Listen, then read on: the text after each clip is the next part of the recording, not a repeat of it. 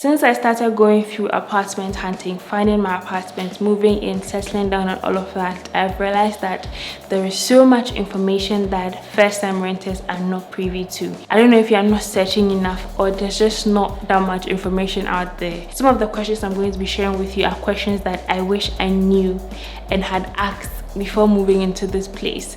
No regrets, but I'm facing problems that I would have avoided if I had asked and found answers to these questions before making the payment. And because I don't want you to go through the whole trial and error system or whatever we are calling it, I'm going to be sharing them with you.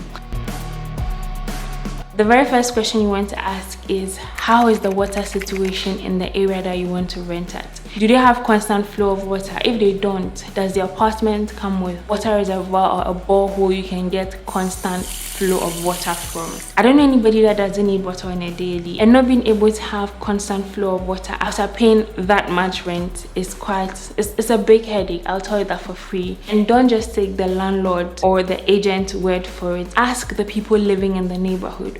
When you're in the apartment, open the taps. Open the tap in every room and make sure that it is running.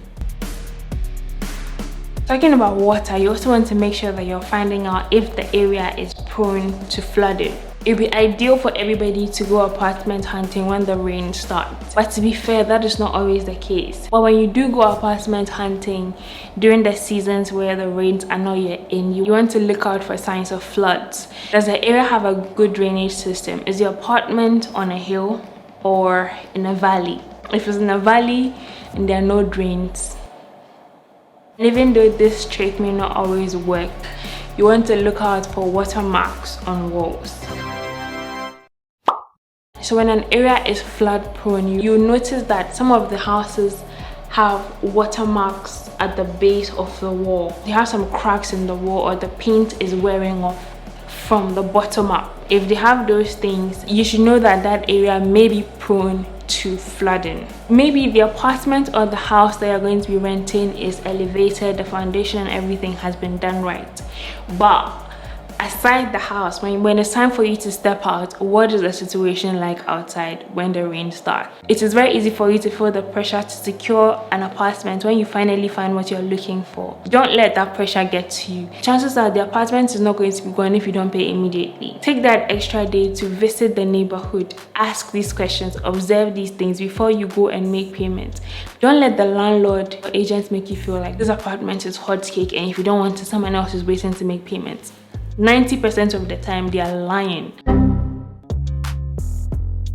Then you want to find out the maintenance policy in the apartment you're going to be renting. How is rubbish disposed of? If there are other tenants on the compound, does everybody take care of their rubbish on their own? Then, rubbish aside, you also want to find out how the exterior of the apartment is cleaned, how the compound is cleaned. It will shock you that you move into an apartment and the landlord or whoever is in charge will call you and question why the compound is still dirty. As a tenant, have you not seen the rubbish on the compound? Why haven't you cleaned it? And you ask yourself, wait, how was the compound being cleaned before you got here? Why is it that as a landlord you cannot take care of basic cleaning of compound? And don't even talk about being African and being raised right and cleanliness is next to godliness. Yes, I know that, but brother, is it my duty or is it their duty to get someone to do the cleaning? If having to clean your apartment and then clean the compound bugs you as much as it bugs me, then you want to make sure that you're aware of whatever arrangement they may have before you make payment for any apartment you're interested in. Then you also want to find out the rules that come with the apartment. For some apartments, pets are not allowed. So if one of your dreams is buying a dog when you finally get to your apartment, forget it. In that particular apartment, the dog no go happen. It's not gonna happen. Some apartments do not allow visitors. When I heard that, my jaw dropped. What? You're telling me that you're not going to allow? Is this boarding school? Does this look like boarding school to you? Some apartments allow visitors, but not after some hours. So after 10 p.m., there are no visitors coming into the building. Shocking. but it's happening. Then the one that blew my mind when I heard it was that some apartments have curfew, literally. So if you're a tenant in that apartment or in that building and you come back, say after 10:30, 11, the gate is locked and the landlord has released the big dogs. So it's either you find somewhere else to sleep or you risk getting bitten by the dogs in your own apartment. Can you believe it? Hey. So make sure that you're finding out up front. Yo, talk to me straight. Do you have rules? What rules do you have?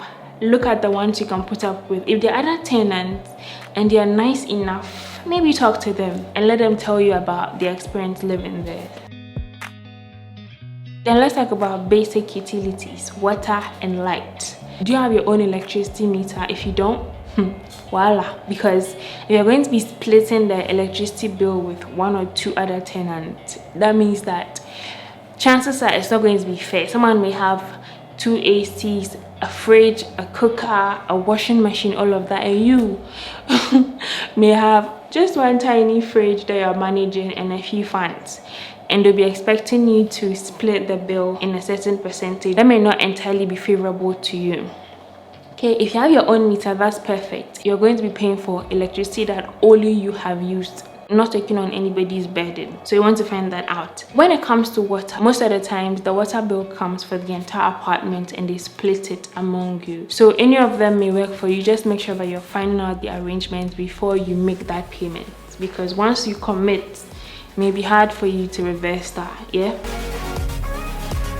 Then another question you want to ask is how the crime rate is in that particular area and how secure your apartment or the apartment you're thinking of paying for is. For this one, don't bother asking the landlord or the landlady. He or she may tell you what you want to hear. Go into the neighborhood. When I say take half a day, explore the neighborhood, get to know some people in the neighborhood. For the most part, people are nice and will give you a listening ear. Ask questions about crime. When was the last time there was, any major crime thing? How safe is it when you're coming back home late at night and you don't have a car, for instance?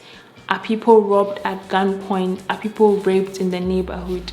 And how secure is your apartment? If possible, try to find out if there have been any break-ins in the apartment that you're planning to pay for. If there have been, but hopefully there hasn't been any break-in in the apartment that you're falling in love with. Then you want to find out if it is okay for you to decorate your apartment. Yes, of course, you can bring in your things, add a thing or two, but can you make holes in the wall? Some property owners will allow you to make holes in the wall if only you would cover them up when it's time for you to leave. Can you repaint? Can you change major things? For example, can you switch out the entire kitchen cabinet if it's not sitting well with you? Can you switch out faucets, sinks, WCs? Some of these things may be things that you may not want to do if you're going to be renting and you plan to move out eventually. But you want to make sure that you're finding out if the property you're going to be renting has strict regulations when it comes to decorating and making the apartment your own. Then let's go a little bit legal. Can you terminate your lease? That's something I didn't ask. I still don't know. So like, let's say by some miracle I get married in 6 months of living here and I have to move into my husband's house. The remaining 6 months, are you going to give me back my rent if we find a tenant to move in, or actually you want to find that out because anything can happen. You may not get married or whatever, but anything is possible. So how are you covered as a tenant if you have to terminate your lease a little earlier than you intended to? This is very basic, so it came as a shock to me when I realized that it is actually a thing, right? Some landlords believe that they own, of course they own the property, but some landlords actually want unrestricted access to the apartment that you've paid for. I don't understand. I actually don't understand how that is even a thing. Yes, you own the property, but why do you want to be able to come into your tenant's house at any time? That doesn't make sense. I think if you can't prevent that, if it's not in your agreement and you realize that your landlord is holding on to, for example, the key to your apartment, switch up the lock. That's what I'm going to do, because you don't feel safe it's just not a nice feeling or a nice place to be at. So if anything at all, make sure that in your tenancy agreement your landlord doesn't have unrestricted access to your apartment.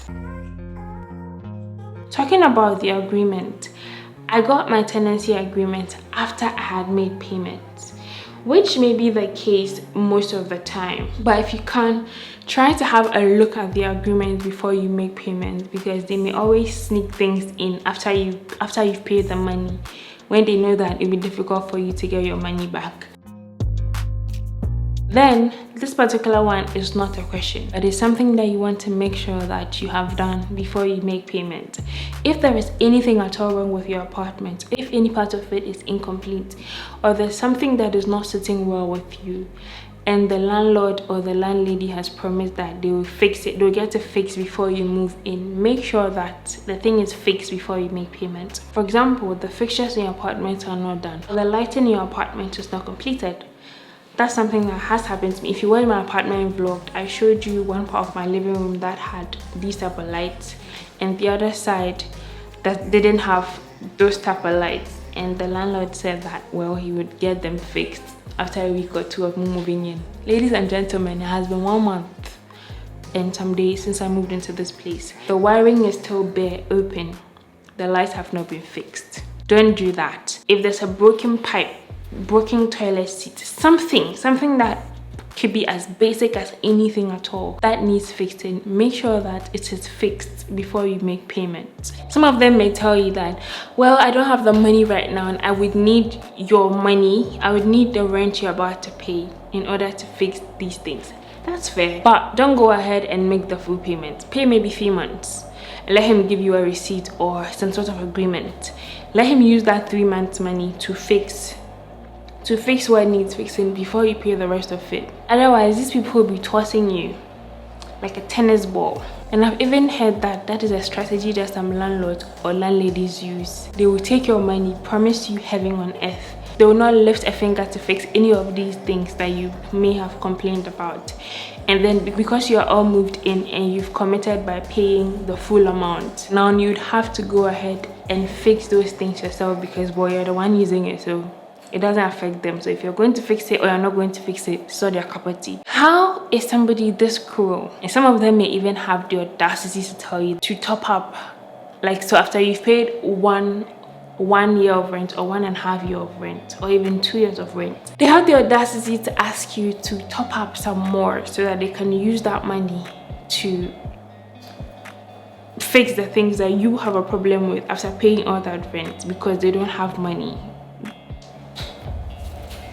Talking about money, if you're going to be moving into your first apartment, rent is not the only expense you have to worry about. Matter of fact, rent may probably be the least expense you may incur when it comes to moving. There's so many other hidden costs that come with getting your essentials, decorating your place, among other things. So I have a video that has a breakdown on how much you have to budget in order to move into your first apartment, survive, and also enjoy your first few months in the apartment. In that video, which I'm going to link right here, I have a breakdown of all the items you're going to need, how much you should expect to pay for them, and the total amount you can expect to spend on essentials and finishing your first apartment. So tap on the video right here to check it out.